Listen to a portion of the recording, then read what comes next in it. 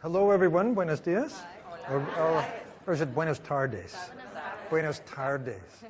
I am from California, and I learned to speak Spanish a long time ago, and then I forgot it also a long time ago.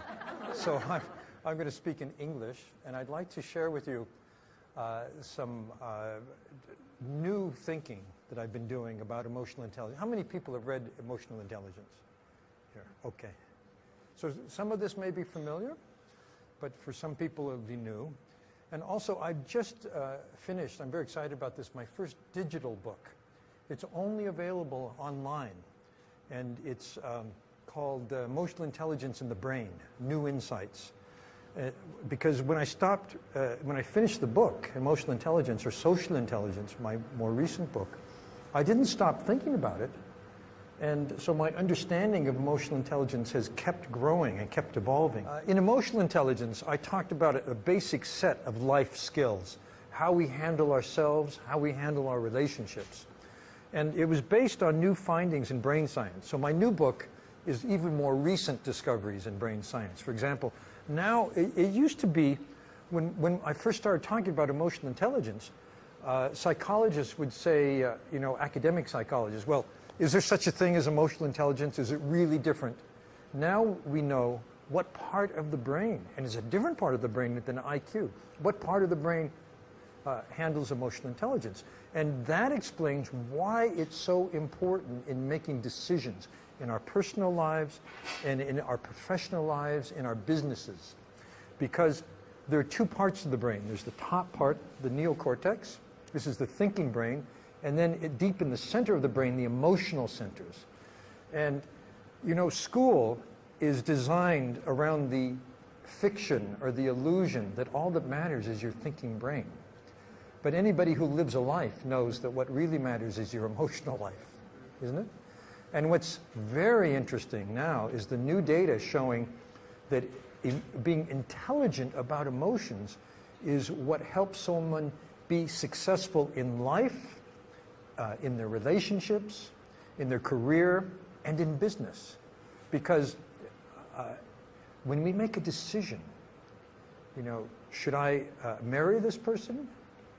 Should I keep my job or leave it and take a different job? What strategy should our company follow going into the future? It doesn't matter what decision. There are two parts of the brain involved. One is the thinking brain, the part that's thinking of the problem. And then there's the part that contains our entire life wisdom, everything we've learned going through life. It's an ancient part of the brain. It's lower in the brain, very deeply connected to the emotional centers. And as we go through situations in life, it extracts decision rules. It learns something. When I said that, that really was effective. When I did that, that didn't work. And it saves this information for us in a part of the brain that doesn't have access to words, to the thinking brain. It actually has a lot of connection to the gut. So if you want to know, should I marry this guy or not, you have to ask your heart, not your head, right? And it's actually, that makes a lot of sense from the brain point of view, because what you're doing is tapping into everything your life has taught you up to that moment. And it gives you the answer as a sense, as a feeling. Feels right. Doesn't feel right. Another thing that's really newly discovered, I go into in this new book. It's called, the book is called the Emotional Intelligence in the Brain, New Insights. Has to do with creativity, solving creative problems, coming up with breakthrough innovations. And what we've discovered is that there are two halves of the brain. This has been well known, but they operate differently when we're tackling a creative problem. The left side of the brain, this is the logical side, the rational side. It's a very good thinker, but it has very few connections to other parts of the brain. The right side of the brain is more holistic. It takes in the total picture. It's not linear like the left, and it has extensive connections throughout the brain. So if you have a creative problem you're trying to solve, there are three steps. First, you have to frame the problem. Say what it is. What answer are you trying to come to? Second, we tried very hard to come up with that answer rationally. Very often, that's not enough. then the third step seems very counterintuitive, but the best thing to do is forget about it. Just leave it aside and do something else. The reason is that your right hemisphere will keep going on the problem, and it will make connections throughout the brain. And a creative solution comes when you put two or more things together that have not been connected. And that's what the brain will do. So the aha, the big breakthrough comes so often when people are walking the dog, taking a shower, not just pounding away at the problem. And that's because of the way the brain is organized. There's another finding I find very important, and it helped me understand the difference between my wife and I. It has to do with empathy, particularly when you're solving a problem. You know, men and women are wired differently in the brain when it comes to how to handle stress. For men, we get a lot of stress hormones and we want to fight or flee. Women have another set of wiring that adds something to that picture. It's called tend and befriend. Women not only have that, but they also want to talk about it, to think it over. Is that right? Yeah. And that's something men just don't do so naturally. And, you know, I always wondered, you know, my wife just wants to talk about it. And, like, I don't really feel like, you know, it's just between you and me. Right? So a new finding, this is also in the new book, is really important. It shows that for men, when you're talking to someone well, let me start with women. When a woman is talking to someone who's upset about something, her brain tunes in with emotional empathy. Emotional empathy means that a part of the brain which works like a neural radar zooms into the other brain, and it creates an invisible channel, brain to brain, where you feel with the other person. And men have the same wiring, but we do something else. After we get the initial feeling, we switch to another part of the brain which wants to solve the problem right away. So men tend to be problem solvers, while women are still really immersing in the feeling and trying to understand, talk it over, and learn about it. So I hope this helps you in your relationships. It's helped me in mine.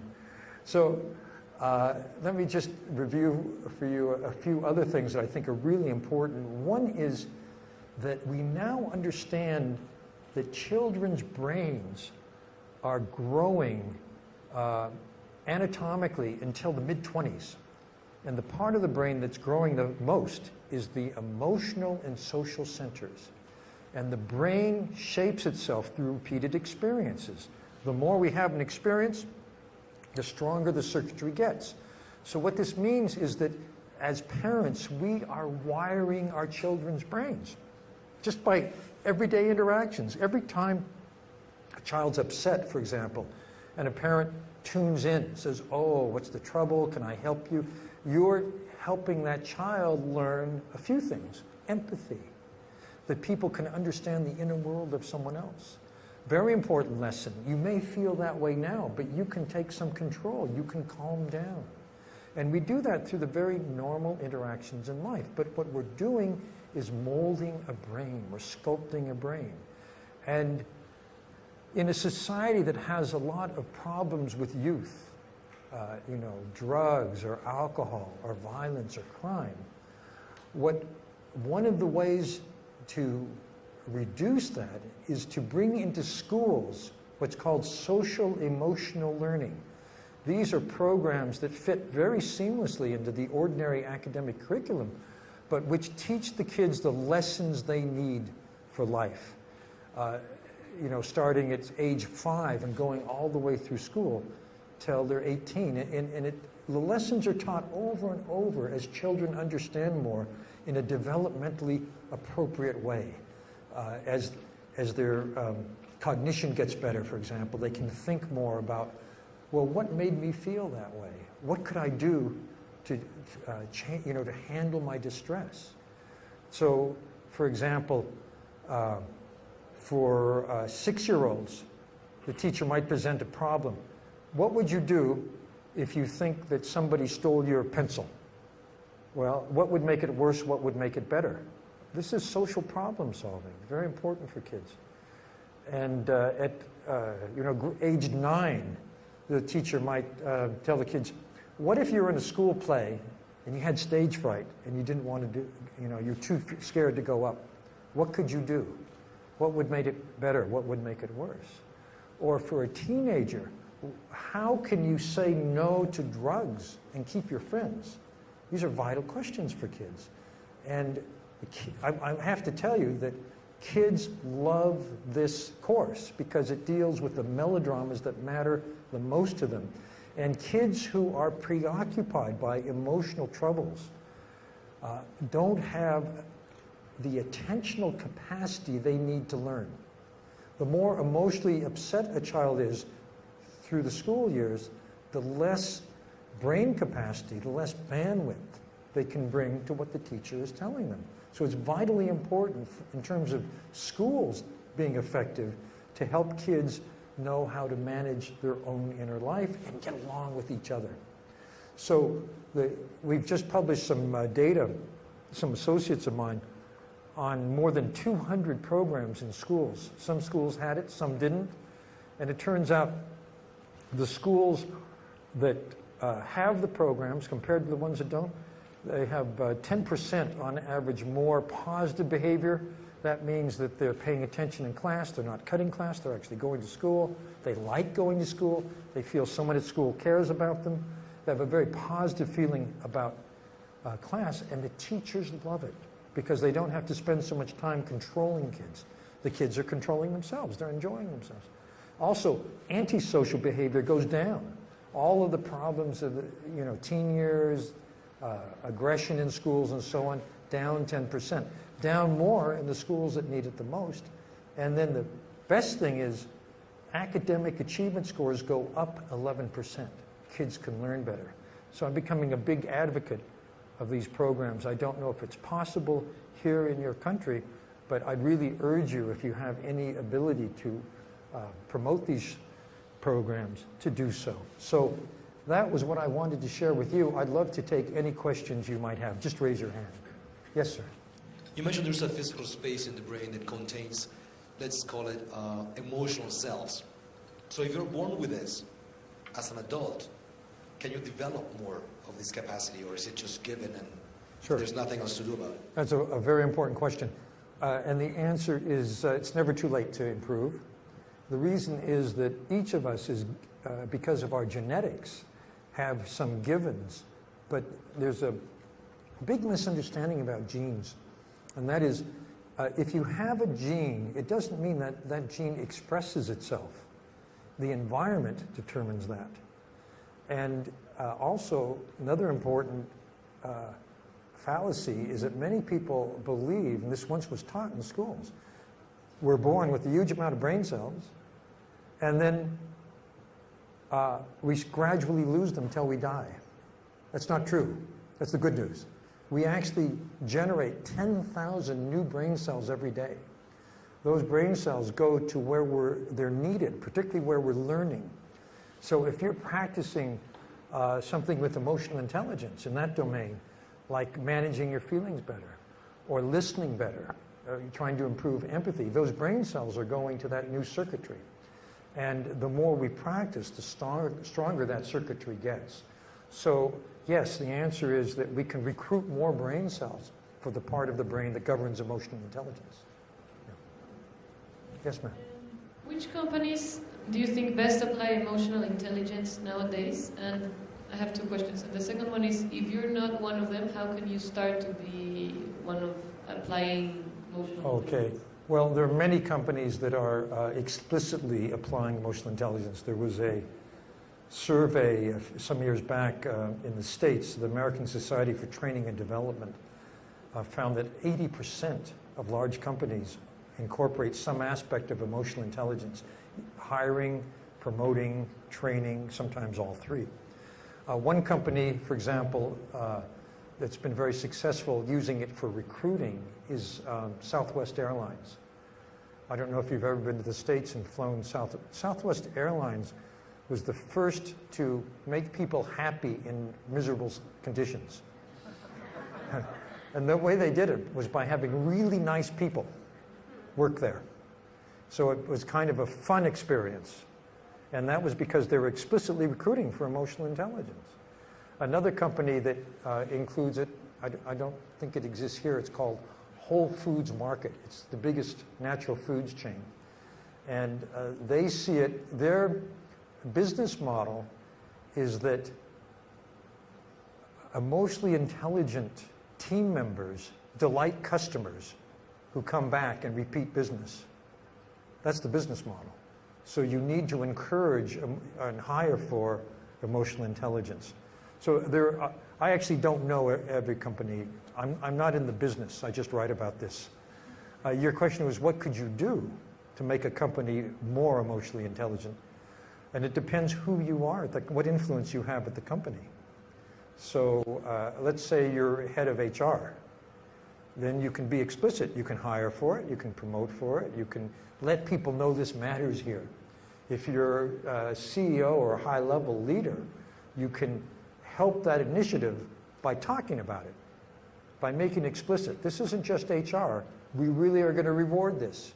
I've seen, Visa asked me to come and talk to I guess I talked to several thousand people on TV, and also the headquarters. And the reason was that they were starting an initiative to make it explicit that they wanted to encourage this kind of behavior. So I think that's very important. How you introduce it matters.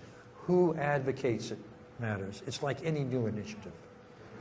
Can you give us some sort of formula or tips or maybe tools to handle a stressful situation through emotional intelligence that we can apply? How do you handle a stressful situation? This is something I go into in much more detail in the new book, Emotional Intelligence in the Brain. When we're feeling distress, the emotional centers are highly active. But there's an area in the executive center of the brain, which is just behind the forehead, on the left side, which is able to say no to those signals, to inhibit it. And we can actually strengthen this center. We can make it stronger so that in those moments when we need it the most, it will be able to contain the emotional upset or to help us recover more quickly. The key to resilience, to handling stress well, is not that we don't get upset. Everybody gets upset. It's how long we stay upset. Some people will live with that for weeks. And the reason is you keep ruminating about it, keep thinking about it. That's like living it all over again. So the brain keeps generating these stress hormones. If you're resilient, you drop it. You go on to the next thing. And what allows you to do this is this area here. There's a method called mindfulness. Mindfulness is an adaptation of a meditation technique for everyday life, where you learn to focus on your inner experience or your breath, and every time your mind wanders, you bring it back. Or if your mind does wander to something upsetting, you stay with that, but you don't judge it, you don't react to it, you just note it. And this trains your mind to change your relationship to stress. And it's the changed relationship that's going to help you handle it better. How can I assess my level of emotional intelligence? Well, the first thing not to do is ask yourself. And the reason is emotional intelligence is 4 things. The first part of emotional intelligence is self-awareness. If you're low in self-awareness, you're going to give the wrong answer. People who are low in self-awareness, if you ask them to evaluate themselves on emotional intelligent behavior, and then you ask people who know them very well to evaluate themselves, there's a huge gap between how they see themselves and how other people see themselves. So the best thing to do is to ask someone who knows you well, who will be honest with you, who you respect and whose opinion you trust. That's a little difficult to do. So many corporations use what's called a 360-degree instrument. I designed one called the Emotional and Social Competence Inventory. This is for leadership development. And it describes what emotional intelligence looks like listening well and so on, and asks people to evaluate you, but you don't know who evaluated it. They do it anonymously, and you get an average of 10 at a time. That way, 10 opinions. That way you can get an honest answer. So there was a Scottish poet, Burns, I forget his first name, who said, "Oh, that the gods would give us the gift to see ourselves as others see us." That's what it takes, yes. You just mentioned that your latest book is in digital format only. And my question is, do you think that this so-called screen world, like interconnections, are they modifying or changing our emotional abilities within each other? Oh, this is such an important question, particularly for kids, is what's the effect, the social effect, or the effect on society, and the effect on children's development of relating to a screen rather than a person for so many hours of the day. I think that's the real downside, is that emotional intelligence abilities are taught in life. They're taught in being with other people. The brain is designed to take in these lessons face to face or by watching other people. If you're watching a screen or you're playing, what is it called, Angry Birds? Do you have that game? Some kids are addicted to, not just kids are addicted to Angry Birds.